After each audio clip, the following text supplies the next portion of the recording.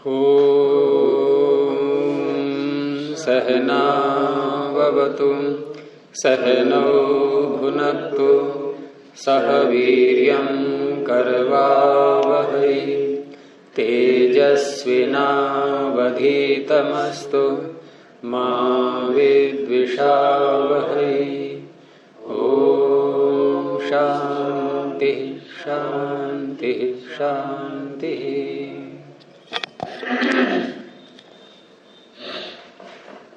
प्रथमावृत्ति की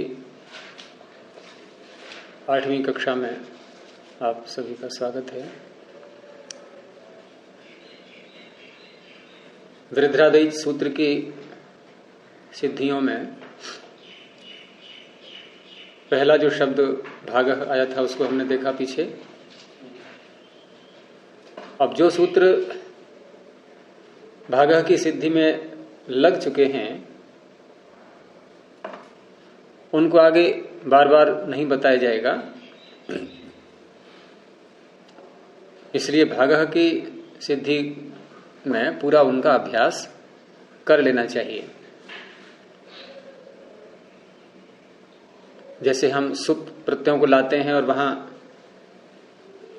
फिर उसके बाद उनका विभाग करते हैं, तो संज्ञा सूत्र विधि सूत्र संज्ञा सूत्र विधि सूत्र इस नियम से जो करते हैं वो आगे भी ऐसे ही करते रहेंगे। और जो विशेष सूत्र लगेंगे आगे, अब जो पीछे नहीं आए हैं अब तक, उनको आगे बताएंगे। तो आगे अगला शब्द लिया है इन्होंने नायकः। इसके कई उदाहरण हैं वृद्धाद्वैत के। उसमें पहला भागः है, दूसरा नायकः। और एक शब्द को बना करके हम उसके समान असंख्य शब्द बना लेते हैं। भागः के समान असंख्य शब्द बन जाएंगे। ऐसे ही नायकः को सिद्ध कर लेंगे तो नायकः के समान असंख्य शब्द बन जाएंगे। तो नायकः का अर्थ क्या होता है? ले जाने वाला, जो आगे ले जाता है हमें, अग्रणी बनता है हमारा जो। क्योंकि जिस धातु से नायकः शब्द बनता है उसी से नेता भी बनता है। नेता हम सब प्रयोग करते ही हैं। नायक भी उसी अर्थ को बोल रहा है, तो ले जाने वाला है।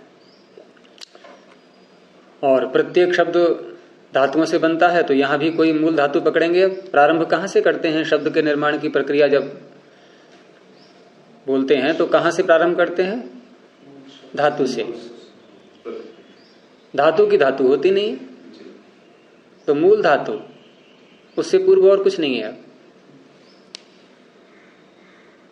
पीछे ही मैंने बताया था, संसार को जब परमात्मा बनाता है तो कहां से प्रारंभ करता है? प्रकृति से, सत्वर स्तंभ से। उससे पूर्व तो और कुछ है नहीं। और जहां से प्रारंभ कर रहा है उससे पूर्व कुछ और है नहीं, तो फिर वो क्या हो गया? नित्य। इसलिए प्रकृति नित्य है। क्योंकि कुछ लोगों की मान्यता है कि प्रकृति को भी परमात्मा बना रहा है अपने से, तो फिर तो अनित्य हो जाएगी। ऐसे ही यहां पर हम जो शब्द के रूपों को बनाते हैं तो वहां भी प्रारंभ कहां से करेंगे? धातु से। तो धातु मूल हो गई। अब यहां भी धातु। धातु कहां देखते हैं? धातु पाठ में। तो धातु पाठ में धातु है ये णीय प्रापणे। वहां धातु और उसका अर्थ दोनों दिए होते हैं।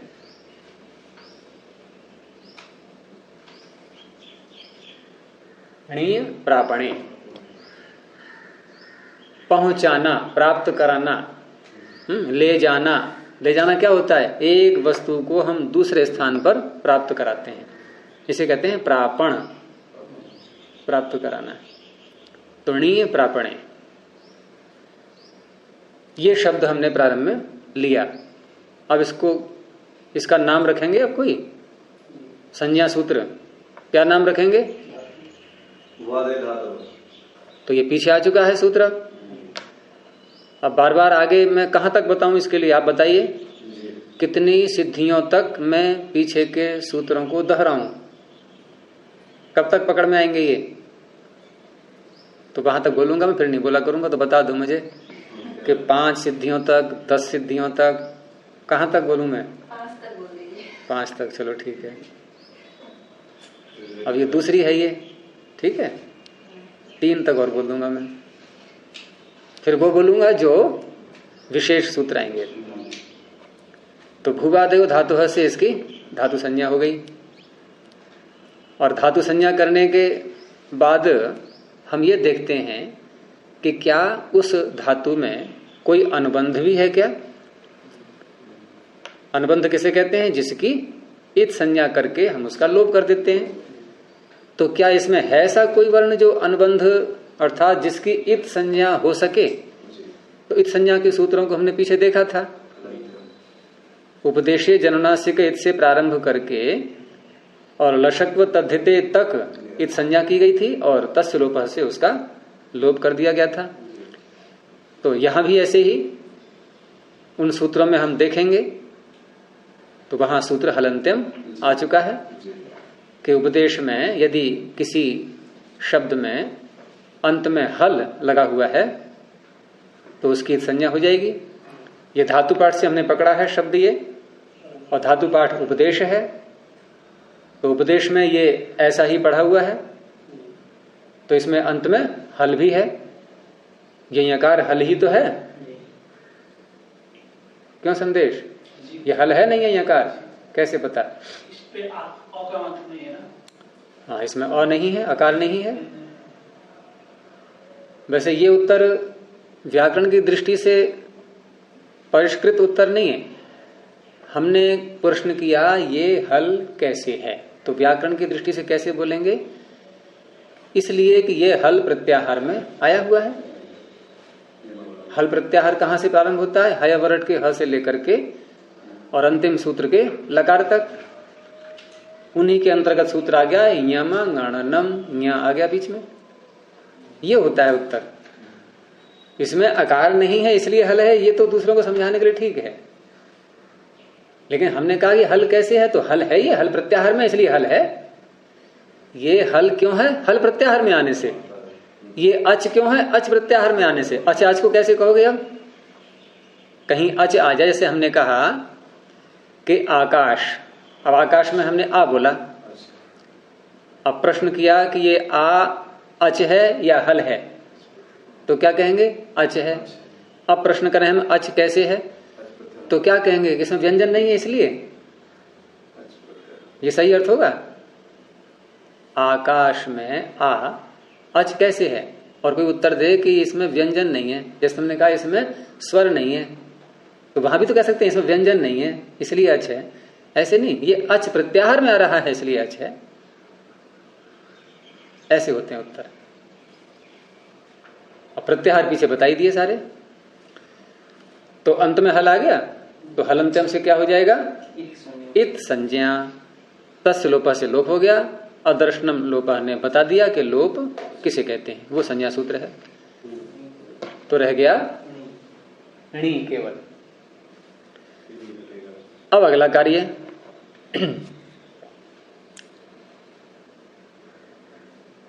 इसमें छठे अध्याय के प्रथम पाद में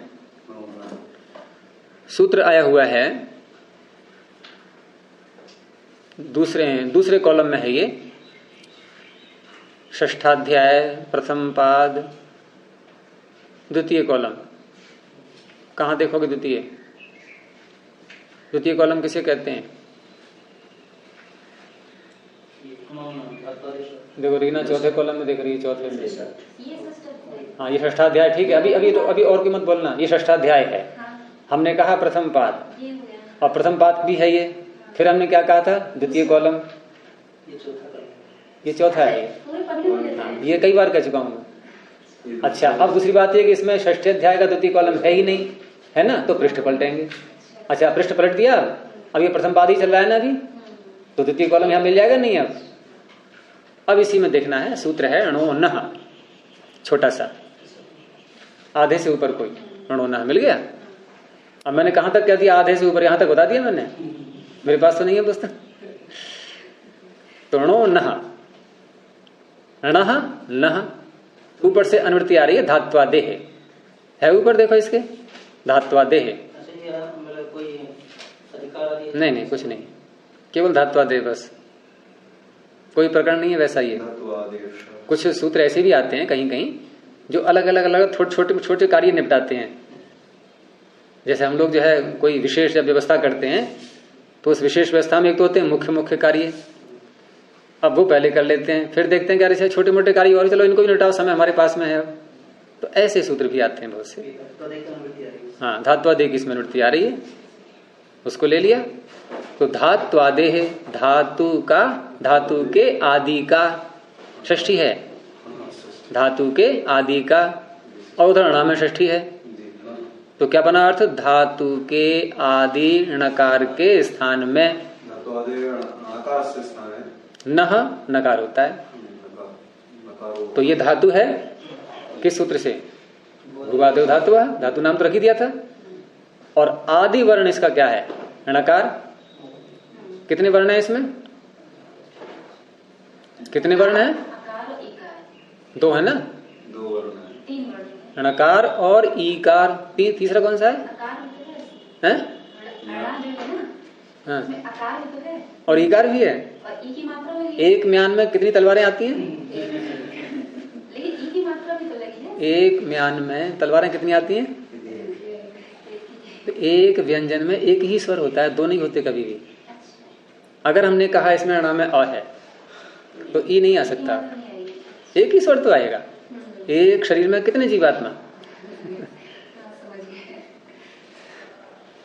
ऐसा नहीं कि इसमें अभी होता क्या है ना हम लोग क्या करते हैं कि जब नीचे हल्का चिन्ह तो लगानी है इसमें तो कहेंगे इसमें आकार भी घुसा हुआ है अरे ये ई की मात्रा ने ही इसको हल्का हलंत का चिन्ह नहीं लगाने दिया ई की मात्रा ई आ गया ना उसमें तो दो वर्ण है तो दो में क्रम की दृष्टि से प्रथम कौन सा है णकार यही सूत्र कह रहा है कि धात्वादेह णः धातु के आदि प्रारंभ उस णकार के स्थान में वो मिल गया नकार आदेश होता है यणो नः सूत्र का छोटा सूत्र है इसका अर्थ हो गया ये केवल धात्वादेह को लेना पड़ा ऊपर से ठीक है तो करते हैं हम नकार कोई समस्या तो नहीं है अब हैं तो ये हो गया अब नी ये बन गया यहां तक आ गए बनाना क्या है हमें नायक ये ध्यान रखना है सदा अब कोई प्रत्यय लाएंगे आगे हम लाएंगे नहीं बिना प्रत्यय लाए तो बनते नहीं है शब्द तो प्रत्यय लाएंगे तो प्रत्यय किस से ला रहे हैं हम धातु है नहीं है धातु से ला रहे हैं प्रत्यय तो धातु से प्रत्यय लाते हैं तो कौन सा अध्याय चुनते हैं तीसरा अध्याय यानी 8वें अध्याय में एक भी अध्याय ऐसा और नहीं है जो धातुओं से प्रत्यय करने वाला हो केवल एक ही अध्याय है उसी को चुनेंगे बार बार उसी में जाएंगे और उसमें भी कहां जाएंगे जहां धातु का अधिकार प्रारंभ हो चुका है क्योंकि धातु के अधिकार में जो सूत्र आएंगे वही तो धातु से प्रत्यय करेंगे जो धातु के अधिकार में नहीं है वो नहीं करेंगे धातु से प्रत्यय तो धातु का अधिकार बता ही दिया है प्रथम पाद में ही चतुर्थ कॉलम में यहां से धातु का अधिकार प्रारंभ हो जाता है कौन सा अध्याय है हाँ तो चतुर्थ कॉलम में धातु 91 संख्या है कितनी है वहां से धातु का अधिकार चल पड़ता है और अध्याय के अंत तक जाएगा तो हो सकता है हम सूत्र पता नहीं कहां से उठाएं उसके लिए क्योंकि अभी तो काफी पृष्ठ हैं आगे तीसरे अध्याय के तो ये हमें चुनाव करना पड़ता है कि हमें शब्द बनाना क्या है बनाना है नायक तो कुछ तो ज्ञान होना ही चाहिए हमें कि प्रत्यय कैसा लाए हम कोई बताने वाला हो जैसे कभी कैलेंडर देखना होता है जब तो कैसे देखते हैं कैलेंडर तारीख और दिन दोनों में से कोई चीज पता होनी चाहिए एक चीज का पता होना चाहिए अब किसी को तारीख भी नहीं पता दिन भी नहीं पता देख लेगा वो तो हमें ये दिखाई देना चाहिए हमेशा कि बनाना क्या है हमें क्योंकि सूत्र तो धातु के अधिकार में बहुत सारे हैं प्रत्यय बहुत अधिक हैं कौन सा पकड़ेंगे हम ये ठीक है कि हम अधिकार तो मिल गया है शादी में जब विवाह में पार्टी में गए अब रे वहां वो भोजन जहां बनता है ना कितने सारे रखे होते हैं किसी में कोई, किसी में कोई, किसी में कोई। हमें सब खाने का अधिकार है कि नहीं है? लेकिन अपने अनुकूल ही तो लेंगे हम, जो हमें अच्छा लगता है, प्रिय लगता है, अनुकूल है, वही चुनेंगे।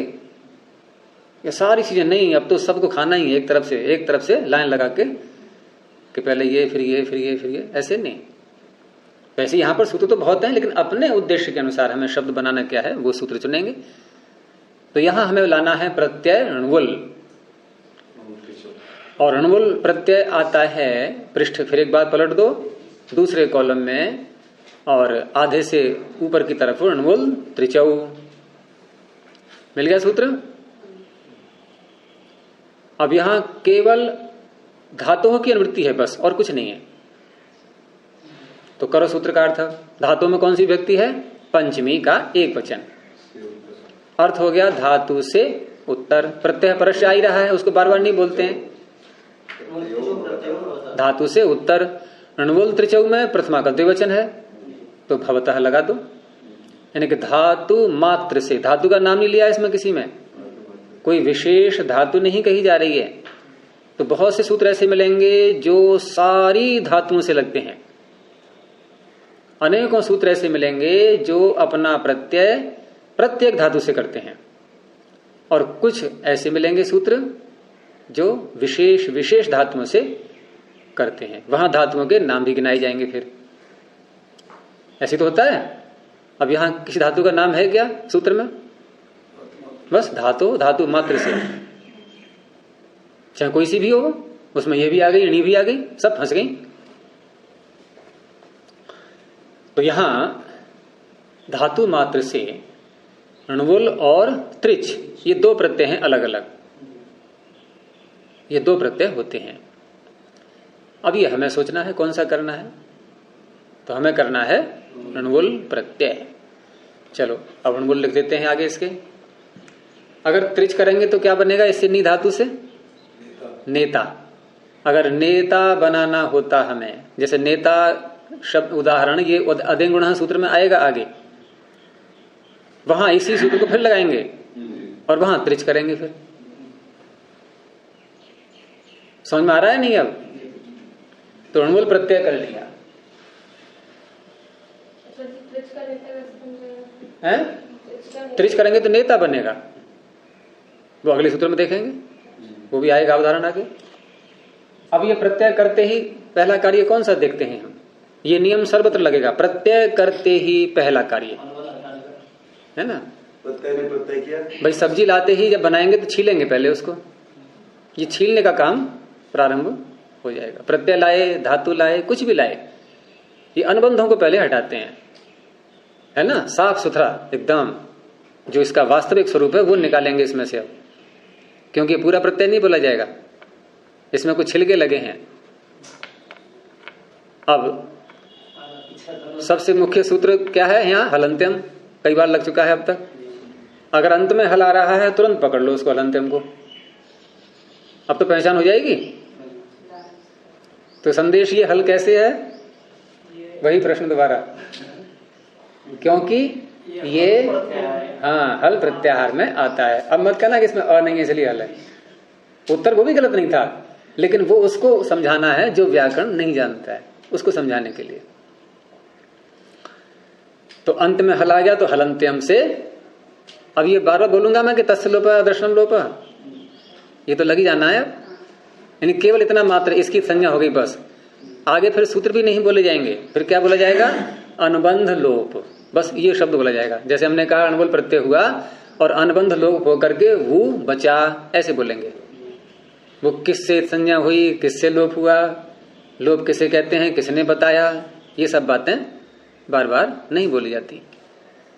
तो हलंत्यम से ये हट गया। अब इसमें एक और अनुबंध है। देखो अंत में हल होता है तो हलंत्यम लगाते हैं, और आदि वर्ण की इत संज्ञा करनी हो, निकालो इत संज्ञा का प्रकरण पहले, उसको वहीं समझो।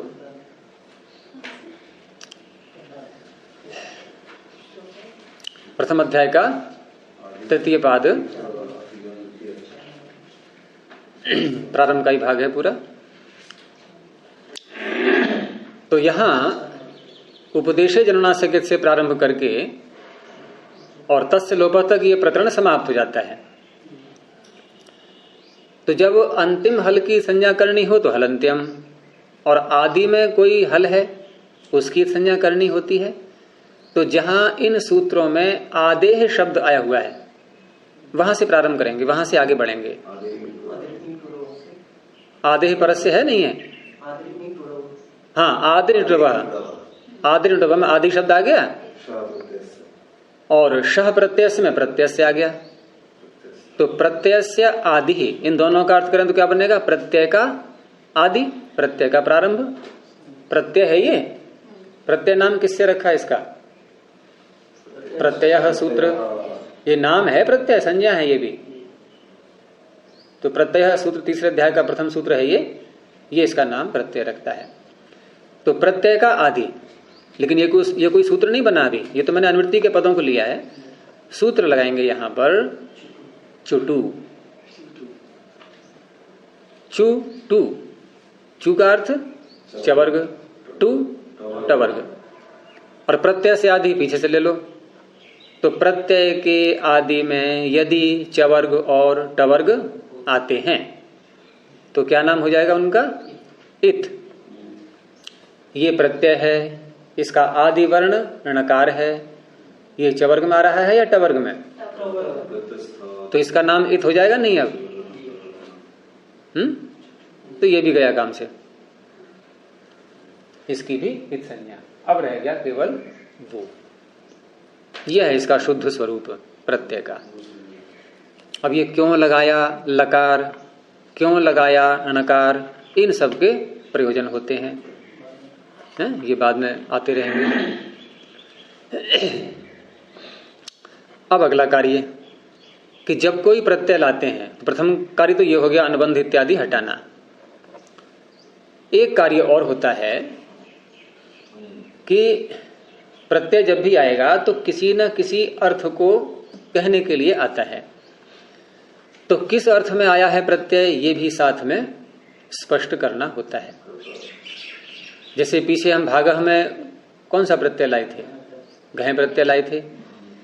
तो वहां तो घय करने वाले सूत्र ने ही कह दिया था किस अर्थ में होता है ये, क्योंकि सूत्र था भावे, और भावे में है सप्तमी, यानी कि भाव अर्थ में घय प्रत्यय होता है।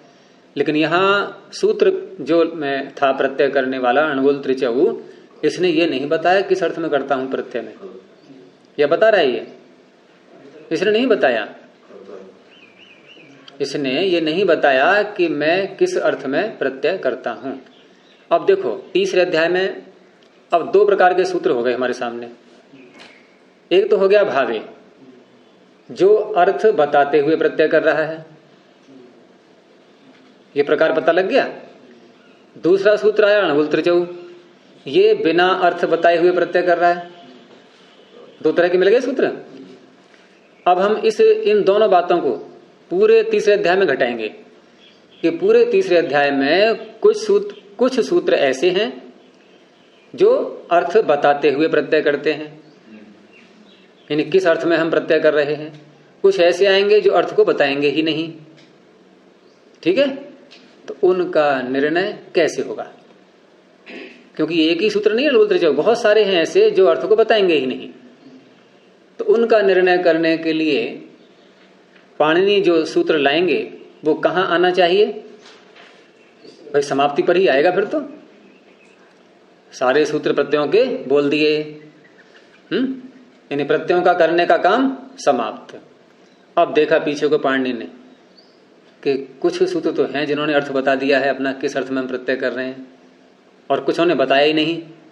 तो उनके विषय में कोई चर्चा करेंगे नहीं करेंगे? अब उनका भी तो कोई नियम बनेगा कि जिन्होंने अपना अर्थ नहीं बताया है वो किस अर्थ में करें प्रत्यय।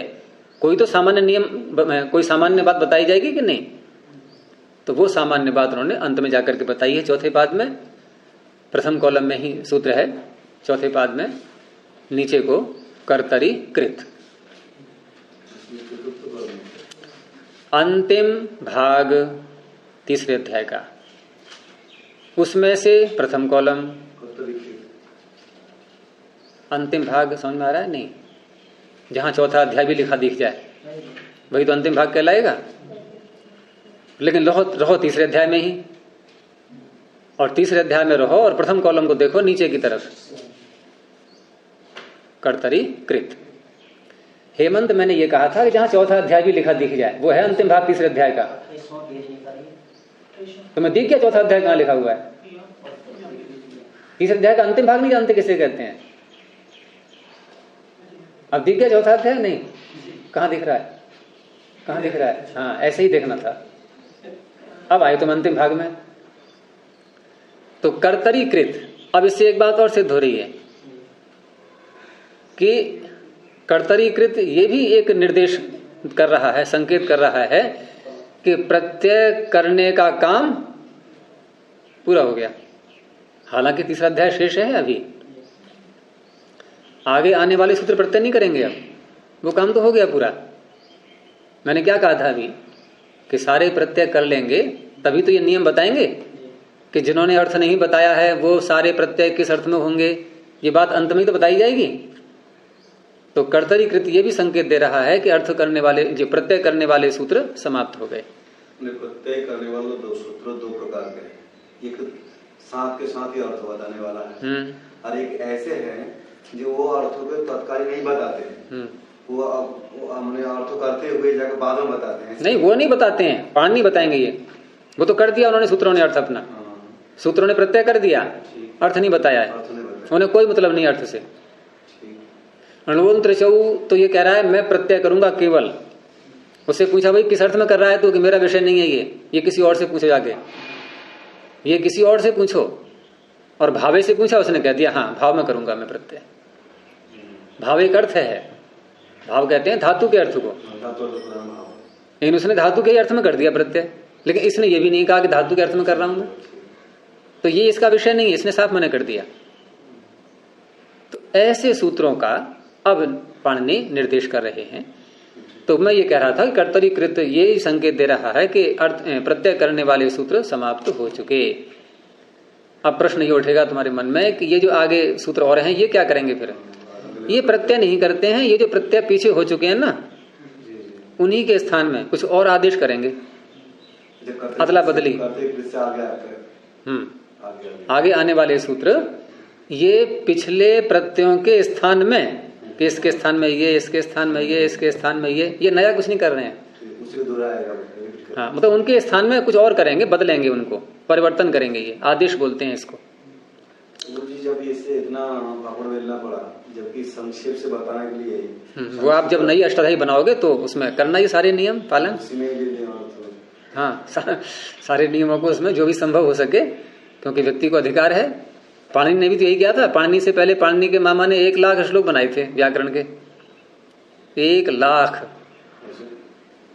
और मैंने श्लोक कहा है, ये ध्यान रखना, श्लोक का तात्पर्य 32 अक्षरों का एक श्लोक माना जाता है। अब 32 को 1 लाख से गुणा करो, इतने वर्ण, वो इतने अक्षर। अक्षर जानते हैं? स्वर, वर्ण नहीं। हाँ, अच्छा, हैं?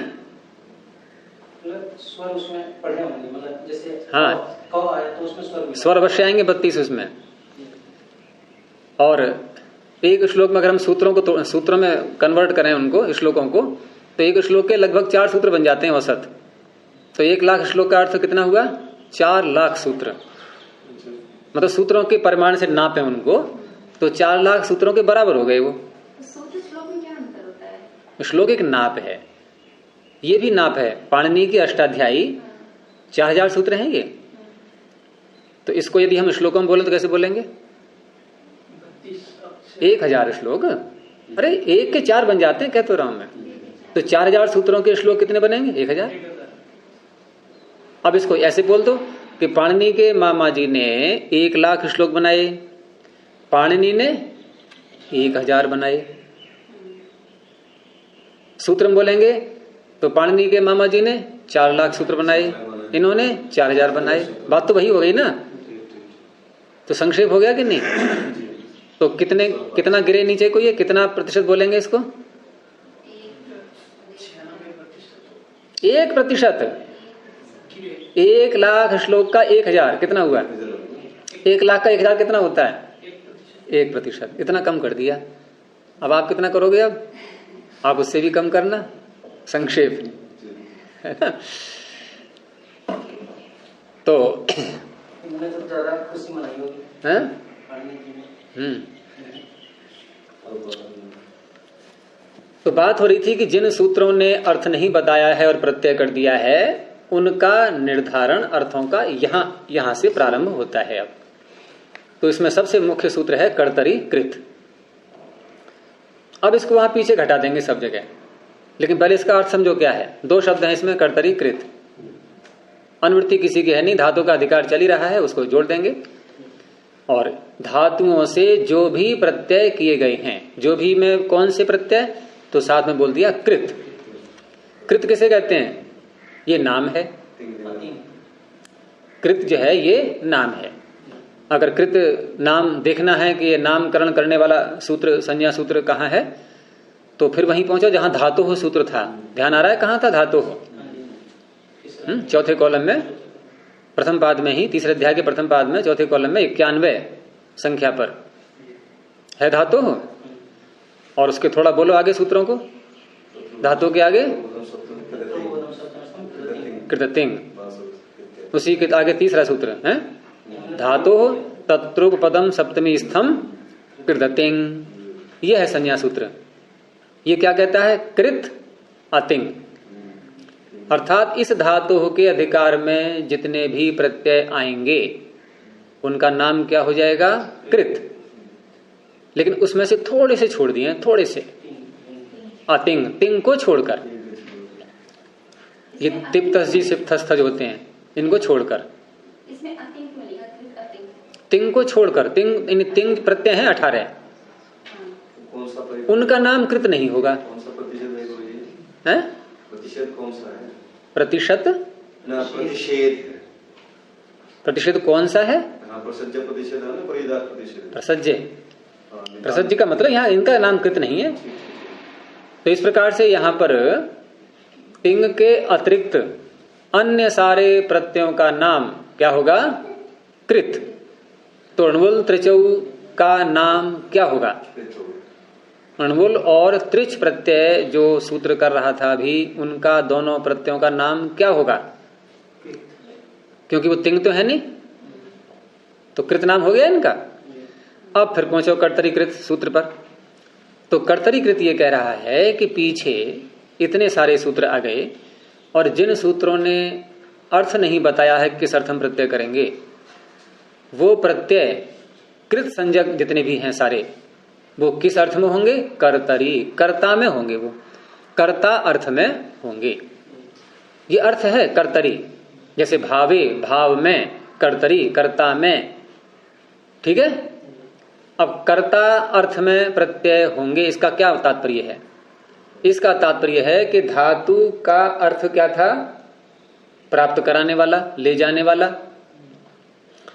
अब ले जाने वाला कौन होता है? कर्ता। जो मनुष्य ले जा रहा है वो क्रिया कर रहा है नहीं, तो क्रिया के करने वाले को कर्ता कहते हैं। तो अर्थात ये जो प्रत्यय है ये करने वाले को कहने के लिए आ रहा है।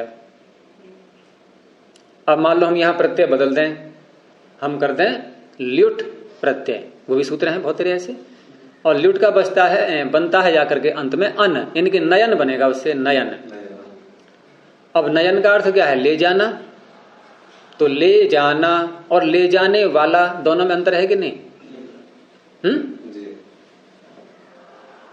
भोजन और भोजक, भोजन खाने वाला, भोजन। पठन और पाठक, अंतर है कि नहीं है? एक में केवल धातु का अर्थ है पठन, पढ़ना, एक पढ़ने वाला। तो एक किसको कह रहा है? भाव को। एक कह रहा है कर्ता को। ये अर्थभेद समझ में आ रहा है नहीं?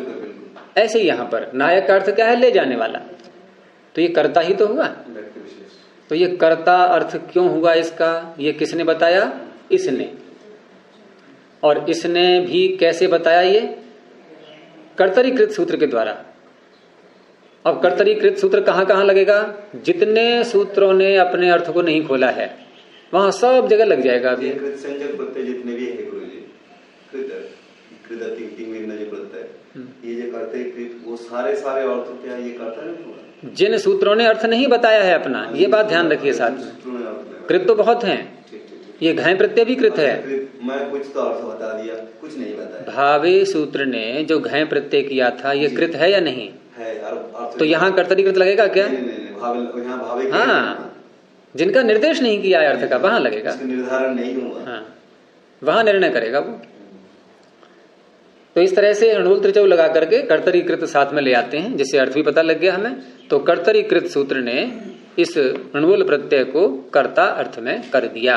अब हम निश्चिंत हो गए, हमें पता लग गया कि इसका अर्थ क्या बनेगा, यानी जो हम शब्द बनाएंगे इसका क्या अर्थ हो सकता है ये पता लग चुका।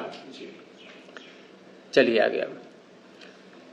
अब यहां एक प्रश्न उठ सकता है कि कर्तरीकृत ये कह रहा है कि कर्ता में कृत संज्ञक प्रत्यय होते हैं, तो कोई पूछ सकता है भी कर्ता किसे कहते हैं, क्योंकि ये भी संज्ञा शब्द है और जब जब संज्ञा शब्द कोई सूत्र बोलेगा तो वह संज्ञा किसकी है ये बताने वाला तुरंत आएगा कि नहीं? वो खोलेगा अपनी बात को कि क्या आपने कर्ता को पुकारा था भी कि हाँ, तो कि मुझसे पूछ तो लो कर्ता किसे कहते हैं। वो आएगा बताएगा फिर। तो कर्ता किसे कहते हैं सूत्र आ चुका है, प्रथम अध्याय में ही आएगा, प्रथम अध्याय के चौथे पाद में, और चौथा कॉलम नीचे की तरफ, स्वतंत्र कर्ता। स्वतंत्र कर्ता तो किसे कहते हैं कर्ता? बहुत सरल अर्थ है, न किसी की अनुमति है न अधिकार है, जो क्रिया के करने में स्वतंत्र होता है उसे कर्ता कहते हैं। ठीक है, मिल गया सूत्र। स्वतंत्र कर्ता, तो इसने कर्ता संज्ञा कर दी सूत्र की, यानी क्रिया के करने में जो स्वतंत्र है, प्रधान जो है, मुख्य कारक, उसे कर्ता कहते हैं। हो गया। अब आगे क्या करेंगे? भागा में क्या किया था, अब आगे अंग संज्ञा, ये पीछे हमने किए है ठीक उसी प्रकार से।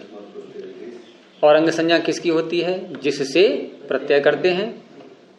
किससे किया प्रत्यय? यहां पर नी से, यस्मात् प्रत्यय विधि ही, ये भी प्रथम अध्याय के चतुर्थ पाद में है और तीसरे कॉलम के प्रारंभ में। मिल गया? यस्मात् प्रत्यय विधि ही। हेमंत तो मेरे शब्दों को नहीं पकड़ते एकदम। मैंने कहा प्रथम अध्याय और फिर चतुर्थ पाद कहा, फिर तीसरा कॉलम कहा, उसका भी प्रारंभ का भाग। मिल गया? अरे जहां भी तीसरा पाद प्रारंभ हो रहा है तुरंत तीसरा कॉलम पकड़ लो। मिल गया कि नहीं? तो यस्मात् प्रत्यय विधि ही, जिससे प्रत्यय का विधान होता है उसकी अंग संज्ञा होती है। अब वो व्याख्या नहीं करूंगा बार बार मैं कि उसका आदि का वर्ण, फिर वो जिसके आदि में है, ये सब बातें पीछे आ चुकी हैं। तो इस तरह से यहां पर नी का नाम हो गया अंग, क्योंकि इससे प्रत्यय का विधान किया गया है। अब अंग नाम रखते ही हम कहां पहुंचते हैं तुरंत? ये अभ्यास हो जाएगा आपको बार बार ऐसे ही। अंग नाम रखते ही तुरंत छठे अध्याय के चौथे पाद में प्रवेश कर जाते हैं। और वहां से लेकर के हम कहां तक घूमेंगे? सीमा कहां तक है हमारी? सप्तम अध्याय समाप्ति। हाँ, सातवें अध्याय की समाप्ति तक। इसके आगे नहीं जा सकते अब, हैं? ये सीमा है चतुर्थ पाद के प्रारंभ से लेकर के सातवें अध्याय के अंत तक। अब इनमें से हम कोई सूत्र चुन सकते हैं, तो वो हमें देखना है, कार्य करना क्या है वही सुनेंगे। तो यहां अंग संज्ञा करने के बाद अंगस्य के अधिकार में हम जब प्रवेश कर रहे हैं तो वहां हम सूत्र लेंगे सातवें अध्याय का पहला सूत्र। अब ढूंढने में देर लगेगी क्या? क्योंकि सातवें अध्याय का पहला सूत्र। अब भी कोई समस्या है? युगोः अनाकौ, युगोः अनाकौ, देखो दो तो इसमें जिनके स्थान में कुछ करना है वो भी दो हैं, और जो करना है वो भी दो हैं। तो जिसके स्थान में कुछ करते हैं उसे क्या बोलते हैं? स्थानीय। और जो करते हैं उसे क्या बोलते हैं? आदेश। जैसे अभी यहां पर हेमंत को उठा के हम संदेश को बिठा दें तो हेमंत आदेश है कि स्थानीय? और संदेश कौन है? आदेश। स्थानीय जिसके स्थान में कुछ आया है ना, स्थान वाला, और आदेश उसकी जगह आके बैठेगा। हमारे सामने ये क्या है यहां पर? वो है, इसके स्थान में कुछ करना है हमें, तो इसको हटाना पड़ेगा। तो इसमें दो लिए हैं इन्होंने, यू और वू। उसी का ये षष्ठी का द्विवचन है युवो। यू और वू ये दो हैं ये, इसलिए ये और भी जगह लग सकता है। हम जो लगा रहे हैं ये तो लगाएंगे वू में, लेकिन ये सूत्र दो कार्य कर रहा है। मतलब हमें हमारे प्रयोजन का तो ये वाला होगा यहाँ पर, लेकिन ये भी तो कहीं आएगा ऐसा, तो यहाँ फिर लगाएंगे सूत्र इसी को ही। तो यू और वू इनके स्थान में अब आदेश भी दो आएंगे। तो दो आदेश कौन कौन से? अनाकौ, अन और अक। अब क्रम से करते हैं यहां। जब किसी सूत्र में जिनके स्थान में कुछ कर रहे हैं इनके स्थानीय, और जो कर रहे हैं अर्थात आदेश, ये दोनों जब समान संख्या होती है इनकी, क्योंकि बहुत से सूत्र ऐसे आएंगे जहां स्थानीय की संख्या कुछ और है, आदेश की कुछ और है ना, वहां फिर और नियम लगते हैं। लेकिन जहां पर आदेश और स्थानीय दोनों बराबर होते हैं संख्या की दृष्टि से, तो वहां पर सूत्र एक और आता है आगे बताने वाला कि यथा संख्यम अनुदेशः समानाम, प्रथम अध्याय का 3रा पाद। और उसमें प्रथम अध्याय के 3रे पाद में ये 3रे कॉलम में प्रारंभ में ही यथा संख्यम अनुदेशः समानाम मिल गया। 10वां सूत्र। अरे जहां इत संज्ञा का प्रकरण था, इत संज्ञा का प्रकरण कहां समाप्त हुआ है? तस्य लोपा पे समाप्त हो गया था नहीं? इत संज्ञा का प्रकरण तस्य लोपा पर समाप्त हो गया था।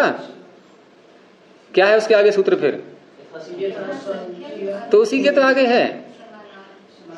तो यथा संख्यम, संख्या के अनुसार, अनुदेशः हमें आदेश करना है। लेकिन ये कहां लगेगा? यथा संख्यम कहा समानाम, जहां समान संख्या हो दोनों की। तो देखो ये वो हो दो, अनाकौ दो, समान संख्या है तो यथासंख्य कर लेंगे। अब इन्हें पहले को पहला, दूसरे को दूसरा, तीसरे को तीसरा, चौथे को चौथा, पांचवें को पांचवा। यहां कहां तक बोलेंगे? दूसरे को दूसरा तक बोलेंगे ना, दो ही तो हैं। तो क्या है पहला? यू, और आदेश में पहला क्या है? अन। तो इसको तो हो जाएगा अन, ठीक है। और इसको क्या हो जाएगा फिर? अक। ये अब सूत्र का अर्थ कर लो दोबारा। अंगस्य का अधिकार आ रहा है, यानी कि अंग संबंधी, अंग संबंधी यू और वू इनके स्थान में, ये अंग का ही तो है। ये अंग किसका नाम है? इसका या इसका या पूरे का? गलत। जिससे प्रत्यय करते हैं उसमें एक प्रत्यय छोड़ना पड़ता है, यहां तो एक ही प्रत्यय है, केवल इसी का नाम अंग है। नाम तो इसका अंग है, लेकिन क्योंकि इससे ये प्रत्यय आया है तो इसका संबंधी हो गया नहीं है, यानी इससे संबंध स्थापित है, इसका नहीं है। तो अंग संबंधी यू और वू के स्थान में अन और अक ये आदेश होते हैं। ये युवोर नाकव का अर्थ हो गया। अब स्थिति क्या बनी? अब नी क्या लिखें आगे? अब क्या लिखें नी के आगे? अब ये लिखेंगे कि ये लिखेंगे? अब ये हो गया। अब ये गुजरे जमाने की बात हो गई वो तो ये इसे कहते हैं आदेश, यानी परिवर्तन हो गया। अभी ये कभी कभी ऐसा भी होता है आदेश कि हम पूरे वू को न बदल करके और वू का ऊ बदल दें या वू का वकार बदल दें, थोड़ा सा अंश उसका, ये भी होता है। और कभी कभी ऐसा होता है हम वो को बिल्कुल न बदलें और वो के पास में ही दूसरी चीज और लिख दें इधर को या इधर को। इसे कहते हैं आगम। एक तो होता है आदेश, उसको हटाओ बिल्कुल खत्म, मैं बैठूंगा यहां पर। जैसे बच्चे लड़ते हैं ना आपस में सीट के ऊपर, अब वो दूसरा भी नहीं हटना चाह रहा है तो क्या समझाते हैं दूसरे बच्चे को कि इसके पास में बैठ जा, या दाएं या बाएं। अब दाएं बाएं जब बच्चा बैठेगा पास में तो क्या कहलाएगा वो आगम। तो यहां भी ऐसा होता है व्याकरण में कि दाएं बाएं आकर के भी बैठने वाले बहुत से मिलेंगे, आगे आते रहेंगे ऐसे उदाहरण। तो आगम आदेश, आगम आदेश ये चलते रहते हैं। हटा के नहीं बैठा है तो आगम, हटा के बैठा है तो आदेश। और हटा के बैठने का अर्थ ये भी नहीं है कि वो दूसरा भी अभी है। ये हटा के बैठने का अर्थ यहाँ पर यह है कि बिल्कुल ही समाप्त हो गया है, अभी कुछ भी नहीं है। जैसे हमने कहा कि संदेश को, हेमंत को हटा के संदेश को उठा दो तो हेमंत बेचारा क्या करेगा, ये खत्म हो गया क्या? ये वाकई बैठेगा। लेकिन यहाँ ऐसा नहीं है, अब ये वो है ही नहीं, अब ये कहीं नहीं है, वो उसकी जगह नहीं, बिल्कुल ही बदल गया, रूपांतरण। ये रूपांतरण हो गया बिल्कुल, कन्वर्ट जिसे कहते हैं। लेकिन उसको मान करके कोई कार्य करना होगा। जैसे आटे से रोटी बनाई तो आटा है क्या? जो परात में आटा रखा हुआ था एक लोई का, उससे रोटी बन गई, अब वो लोई है क्या? तो हम ये भी कह सकते हैं कि लोई के स्थान में रोटी आदेश हो गई, हो गया कि नहीं? ये ऐसा आदेश है, यानी पीछे वाले का कुछ भी नहीं है, अब पूरा ही बदल गया वो। कभी कहना हो किससे कि हमको ये गेहूं के आटे का है, रोटी कोई पूछे कि ये कौन सी है तो गेहूं के आटे की बताना, वो एक अलग विषय हो गया कि क्या आटे की है। तो यहां भी हम कह सकते हैं कि ये अक कहां से आया, किसके स्थान में है, कैसा है ये? क्योंकि कुछ धर्म पीछे वाले के भी आगे में आते हैं। जैसे किसी कुर्सी पर, पद पर प्रधानमंत्री, नए चुनाव हो गए, अब पीछे का प्रधानमंत्री हट गया, नया आ गया, हो गया आदेश। अब नए प्रधानमंत्री, नया व्यक्ति जो आया है प्रधानमंत्री कुर्सी पर, वो पीछे वाले प्रधानमंत्री के सारे अधिकार उसको मिलेंगे कि नहीं? यहां भी ऐसा ही होता है। मैंने कहा ना, लोक में जितनी बातें घटती हैं सारी व्याकरण में आती हैं सब। यहां क्या घटेगा? देखो इसका नाम क्या था? प्रत्यय। संज्ञा है इसकी प्रत्यय, तीसरे अध्याय का पहला ही सूत्र है। इसका नाम क्या था? प्रत्यय। और प्रत्यय कहाँ कहे हैं? तीसरे अध्याय में, चौथे अध्याय में, पांचवें अध्याय में। ये हम कौन से अध्याय से लाए थे? अक 7वें अध्याय से। ये 7वें अध्याय से लिया है ना, तो इसका नाम प्रत्यय है क्या? नहीं है ना। लेकिन ये हुआ किसके स्थान में है? अब समझ आ गया मैं क्या कहना चाह रहा हूँ? ये भी प्रत्यय है। यानी प्रत्यय नाम जो अधिकार था वो इसका भी है। अब मनमोहन सिंह थे प्रधानमंत्री, अब आए मोदी, तो मोदी मनमोहन सिंह तो है नहीं, लेकिन प्रधानमंत्री वो ही है। तो ये पीछे का चलता रहता है साथ में, वो धर्म आते रहेंगे। और एक बात, ये अणमूल प्रत्यय हमने लकार अनुबंध और नकार अनुबंध हटाए थे, तो हम इसको क्या बोलेंगे? ये प्रत्यय कैसा है? ये प्रत्यय लित है और णित भी है। जिस वर्ण को हटाते हैं इत संज्ञा करके, उसमें इत और जोड़ दो, यानी लित और णित। ये प्रत्यय कैसा है? लित भी है और णित भी है। लेकिन यहां तो कोई अनुबंध नहीं है। लेकिन ये जब इसका पूरा पूरा धर्म ये ले रहा है, तो ये लित और णित धर्म भी इसमें आ गया। अर्थात ये प्रत्यय भी लित भी है, णित भी है, प्रत्यय भी है। जो कुछ ये था वो सब कुछ है, ये केवल स्वरूप बदल गया है। अंग तो ये है, ये अंग कहाँ है? ये अंग नहीं है, अंग का है, अंग नहीं है। ठीक है, क्योंकि ये णित से काम लेना है। अभी हमें आ गया गुण धर्म, उसके ऊपर वाला क्या है? हाँ, वो सब इसमें आ जाएंगे, वो सब इसमें आ जाएंगे। और ये भी मैं अपनी ओर से नहीं कर रहा हूं, ये पाणिनि ने कहा हुआ है। हालांकि वो सूत्र हम अभी नहीं बोलेंगे यहाँ पर, कि ज्यादा विस्तार हो जाएगा। विस्तार करें तो बहुत सी बातें अभी हैं जो छिपी हुई हैं इनके अंदर। तो प्रथम अध्याय में ही सूत्र ऐसे आए हुए हैं जो सब बताते हैं। ये स्थानीय पदादेशो नल विधौ, ये सब इन्हीं बातों को बोलते हैं। तो इस प्रकार से यहाँ पर हमने भू के स्थान पर अक आदेश कर लिया है और अक आदेश करके अब समय समाप्त हो रहा है अभी हैं अभी, क्योंकि 15-20 मिनट और लगेंगे थोड़ा बताने में इसके अभी, तो कल को लेंगे अभी। ठीक है, इसको यहीं रोकते हैं अभी आप लोग नायक नहीं बन पाए हो।